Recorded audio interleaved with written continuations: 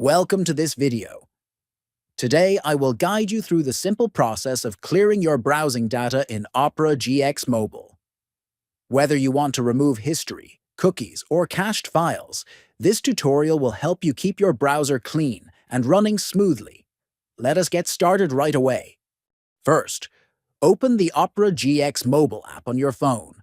Next, tap the Opera logo located at the bottom. From the menu, select Settings. Now, scroll down and find the Clear Browsing Data section. You will see several options, such as browsing history, cookies and site data, and cached images and files. Select the types of data you want to clear. After making your selection, tap Clear.